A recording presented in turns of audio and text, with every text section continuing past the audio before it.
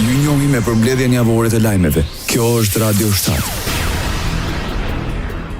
Betohet para presidentit të Republikës antar i ri gjykatës kushtetuese Shqipërisë Asim Vokshi. Ai do të zëvendësojë Olta Zaçajn me mbarimin e mandatit. Bazuar në rezultatet e votimit të zhvilluar për zgjedhjen e antarit të gjykatës kushtetuese, mbledhja e posaçme e gjyqtarëve të gjykatës së lartë vendosi zgjedhjen e zotit Asim Vokshi, antar të gjykatës kushtetuese, me mandat të plot 9 vjeçar. Ftojmë zotin Vokshi, pas leximit të formulës së betimit, me dorën mbi kushtetut me tekstin betohem, të nënshkruaj aktin shkresor. Më herët gjykata e lartë shpalli fitues Asim Vokshin për zëvendësimin e Zaçajt, por rezultati u kundërshtua nga kandidatja tjetër, Naureda Llagami. Kjo e fundit pretendoi në gjykatën administrative dhe më pas në gjykatën kushtetuese se një vot e shpallur e pavlefshme i takonte asaj dhe rrjedhimisht e bënte atë gjyqtare kushtetuese. Me ikjen e Zaçajt, gjykata duhet të zgjedhë një kryetar të ri. Përkohësisht, institucioni i lartë i drejtësisë drejtohet nga nënkryetaria Marsida Xhaferllari. Mbyllja e çështjes së kozgjatjes së mandateve të gjyqtarëve të gjykatës kushtetuese është një nga sfidat e institucionit më të lartë të drejtësisë. Apeli vjen nga kryetare e gjykatës kushtetuese Olta Zaçaj në momentet e dorëzimit të mandatit si antare dhe kryetare kësaj gjykate. Në bilancin 3 vjeçar të punës, Zaçaj vlerësoi këtë moment si një prej sfidave më të rëndësishme për institucionin. Për sa kohë mandati i gjyqtarit të kushtetueses është i lidhur ngushtë me pavarësinë e vet atij, si kundërtë të kësaj gjykate, paqartësitë në këtë drejtim ndikojnë në funksionimin sistematik të institucionit, por dhe në aspektin personal të gjyqtarëve, apelon Olta Zaçaj. Fillon një tjetër procedim penal ndaj zëvendës kryeministres Belinda Balluku. Regjistrimi i procedimit penal u bë me dije përmes një shkrese të nënshkruar nga prokurori SPAK Adnan Xholi dhe drejtuar Adriana Kalas në cilësinë e kallëzueses. Koordinatoria për mediat e SPAK konfirmoi autenticitetin e dokumentit, por nuk bëri me dije më shumë të dhëna për shkak të sekretit hetimor. Në shkresën e SPAK sqarohet se bazuar në kallëzimin e kryer nga Kalaja kundër Belinda Ballukut, se në Klosi dhe personave të tjerë është regjistruar procedimi penal numër 95 i vitit 2025. Po ashtu bëhet me dije se një material kallëzues shtesë është protokolluar më 16 shtator dhe është administruar në kuadër të këtij hetimi. Sipas SPAK, procedimi penal është në fazën e hetimeve paraprake. Ish kryeministri i Shqipërisë Ali Berisha paraqiti deklaratën e sekretares përgjithshme të Partisë Popullore Europiane, Dolores Monserrat, ku sipas tij është dënuar ashpër situata në Shqipëri. Për kryetarin e Partisë Demokratike, drejtuesja e Partive Popullore Europiane e ka përshkruar vendin si një narkoshtet dhe ka ngritur shqetësimin për lidhjet e qeverisë shqiptare me kartelet e drogës.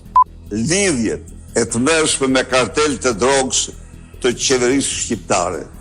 Por përveç kësaj, si që jeni informuar, Asambleja e Përgjithshme e Internacionales Demokratët të Qendrës miratoi një rezolut të veçantë edhe për Shqipërinë.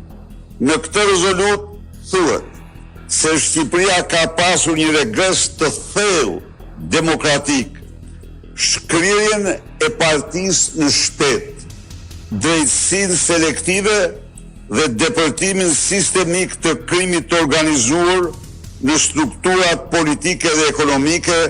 Berisha tha se kjo deklaratë përbën një qëndrim të qartë të Partive Popullore Europiane ndaj zhvillimeve politike dhe kriminale në vend, ndërsa akuzoi qeverinë për kapjen e institucioneve dhe për shkazimin e trafikut të drogës. Aktualitet.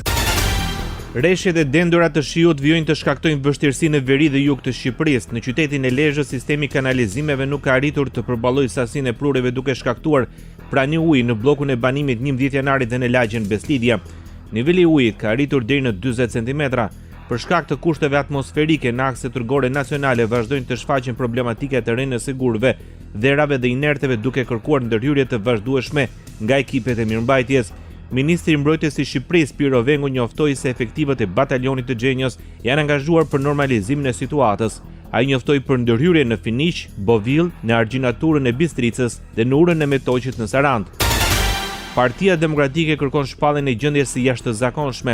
Përmes një deklarate përshtyp nga kryesia e kuvendit, deputeti i Partisë Demokratike në Bozdo, njerësh nën kryetari i Komisionit Ekonomisë, tha se mira gjethu mbytën dhe qindra hektar tokë bujqësore mbjell në Ara, në Sera dhe fusha u përmbytën. Sipas Bozdos, fakti që dhe pas njave ujërat ende nuk janë të rrequr tregon qartë se problemet nuk kanë qëreshjet, por fakti që kanalizimet kulluese nuk funksionojnë.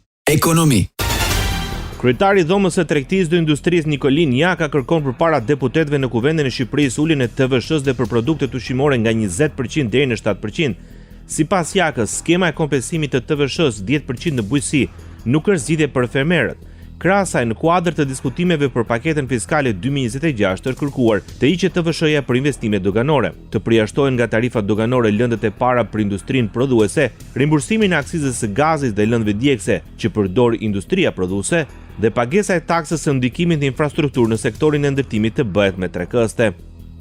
Me shoqatën ndërtuese jemi konsultuar dhe për të paraprirë rrisjet që mund të ketë sektori i ndërtimit, ne kemi kërkuar që pagesa e taksës së infrastrukturës të bëhet në 3 këste në pamundësi për të parë ulja e saj, sepse realisht ka qytete që e kanë shumë të lartë taksën dhe aq më tepër që e marrin në fillim të projektit. Dhe kjo është një taks që rëndon shumë investitorët, sidomos kur kemi të bëjmë me investimet të cilet janë në periferi apo në zona që ka nevojë për urbanizim, por që nuk ka mundësi financiare dhe nuk është prezent blerja për të mundësuar edhe rikuperimin e shpejtë të tyre. Shoqata e bankave në Shqipëri kërkon uljen e tavanit edhe më shumë të blerjeve kesh të qytetarëve. Sekretari i shoqatës së bankave, Spiro Brumbulli, tha se vendosja për individët e një tavani prej 500.000 lekësh është jashtë çdo analize, jashtë çdo eksperience dhe jashtë çdo përvoje. Sipas tij, vendet e rajonit kanë pagesa maksimale në kesh deri në 500 euro. Greqia, Maqedonia e Veriut, Hungaria e kanë nga 500 euro dhe e kanë njësoj të njëjtin tavan si për bizneset dhe për individin. Ne mirë që nuk po e lëm njësoj, 100.000 lekë sa është biznesi, po si ka mundësi të lëm individit 500.000 lekë, kur rroga mesatare, paga mesatare është 80-90.000 lekë. Çfarë do bëjmë? Do i themi që mos e kalo më pagën në bank, merri parat kesh dhe bër veprimet çfarë të duash, apo duam të stimulojmë veprimet në kesh të një grupi që kanë këto të ardhura. Krahas asaj, shqetësim mbeten dhe afatet për vendosjen e pagesave me kartë në fushën e turizmit dhe të transportit deri në vitin 2026. Është përpjekje shumë e mirë, po meraku ynë është që nëse ne nuk do jemi gati deri në fund të vitit me pagesat e menjëhershme, nuk e di ç'mund t'i ofrojmë dhe ç'mund t'i kërkojmë bizneseve çfarë zgjidhje tjetër. Deklaroi përpara deputetëve Spiro Brumbulli nga shoqata e bankave e Shqipërisë. Kompania Turkish Airlines vendos të shesë të gjitha aksionet që zotëron në kompaninë shqiptare të fluturimeve Air Albania. Bordi Turkish Airlines njoftoi nëpërmjet një shpallje të shkurtër sot e shiste aksionet e tij në Air Albania SHPK, ku zotëron 49% të totalit të aksioneve, duke shtuar se çdo zhvillim i lidhur me këtë vendim do të ndajë me investitorët, aksionerët e mbetur. MDN Investment dhe Alp Control tani përballen me detyrën e sigurimit të një investitori të ri, ndërsa Air Albania vazhdon të operojë me një flotë minimale. Dalja e Turkish Airlines nga ky partneritet vjen më njëherë pasi ra dakord të blinte deri në 27% të Air Europa, një veprim që synon zgjerimin e shtrirjes globale dhe hapjen e tregjeve të reja të turizmit dhe ngarkesave midis Turqisë dhe Amerikës Latine. Ndoqët për mbledhjen javore të lajmeve. Kjo është Radio 7, zëri pozitiv i qytetit.